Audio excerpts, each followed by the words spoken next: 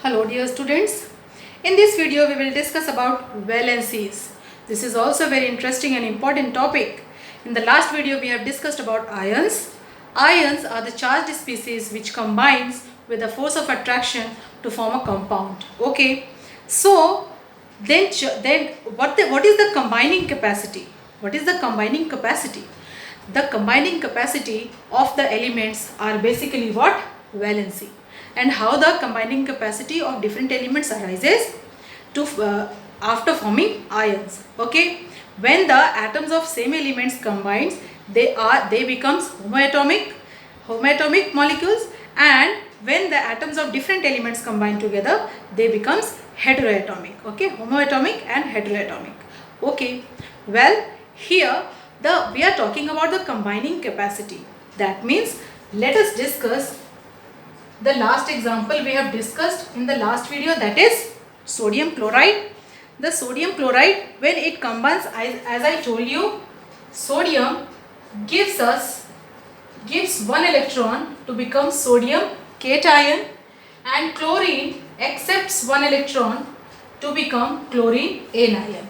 Okay, so now as we discussed, the extra electrons which the atoms donate to the another atom, and the extra electron which the atom accepts to complete its octet or to become stable, that is the valency of the different atoms. The extra electron needed, the extra number of electrons needed, and the extra number of electrons gained or the received. Okay, so it's not only always the extra electron always is to give or always is to receive.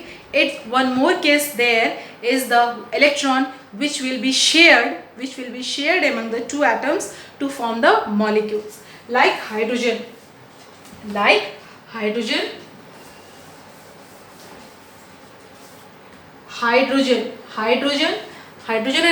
they combine with each other. And how do they combine? It is the nucleus, and in the outside of the nucleus there is only one electron, and as I told you, the first shell is having the maximum capacity of 2 to complete its duplet to become stable. So from where it will gain the electron, here there is one more atom of the hydrogen which is having one electron in the outermost shell. Okay, so it needs one. Here this atom is also in need of one electron, this atom is also in need of one electron. If it gives the one electron, that means it donates the electron, then it will complete its octet, but it will be void, so it's not possible. So same it happens with here, this atom also. So what they do, they share the electrons to complete the duplet of it. Okay, so how does it happen? This is the atom of one hydrogen and the next hydrogen. These atoms are being shared. This is the nucleus. These atoms being shared, and this is hydrogen and hydrogen to give us hydrogen atom. Same thing happens with chlorine also, and same thing happens in the structure of oxygen also. Okay, so it shares the electrons which is in the hydrogen atom. It shares the electrons with the oxygen to forms the water molecules. So what is that? How the atoms combine with each other? How the atoms combine with each other to form the molecules? Either giving electrons or by receiving electrons, and finally they can share the electrons to form a very strong force of attraction between the atoms to form a molecule. Okay, I hope you have understood. So that is the extra electron which they donate, the extra electron which they receive to become stable, and the electrons which are being shared between the atoms. Those number of electrons are actually what? Valencies. Those extra electron, let us say that the number of electrons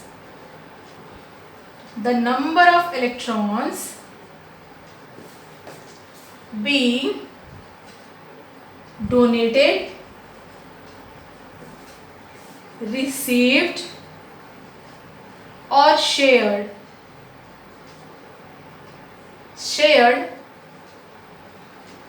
among the elements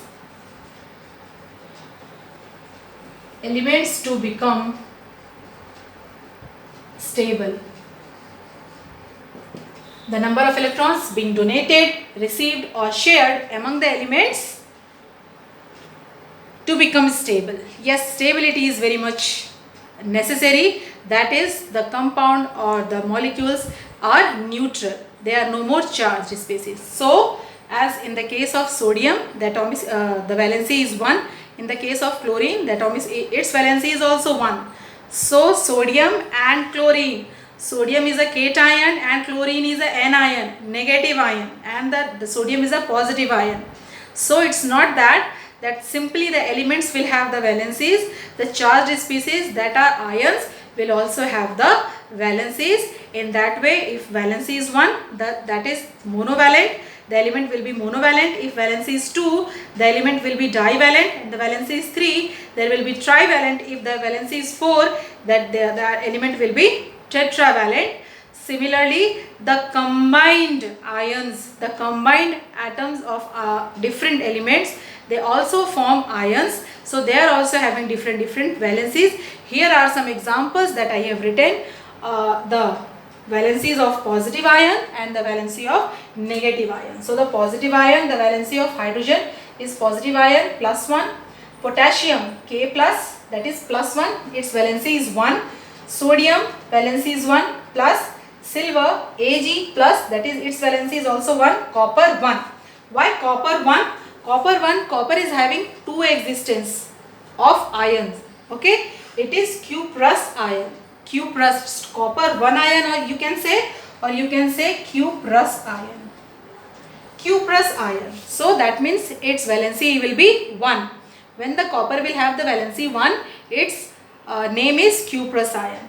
Now ammonium also. Here the 2 different elements have combined and they are also becomes the charged species, the positive ion, and the valency is 1. Here the valency is 2, barium 2 plus, that is it is divalent. It is also divalent. Calcium 2 plus, calcium ion. Cobalt ion, divalent. Copper 2 ion. Now its valency is 2 now, so its name is cupric ion.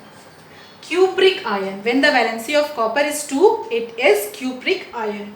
Now aluminium, its valency is 3, so it is trivalent ion. Iron 2. Iron 1, sorry, here it is iron 1. Iron 1 means its name is also different. It is ferrous ion.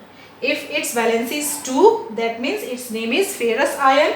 And here the iron 2, so its name will be ferric ion. When its valency is 3, it will be trivalent. Here gold Au3 plus, it is also trivalent ion. Okay, here when the atoms of different elements combines to become positive or negative ions, here are some examples. They will be enclosed in a bracket and the number of charge will be written outside of it. Okay, here the valency of negative ions. Okay, here you see this is monovalent, chloride ion, iodide monovalent, hydroxide ion, hydrogen ion and hydroxide ion combines with each other to form water molecule.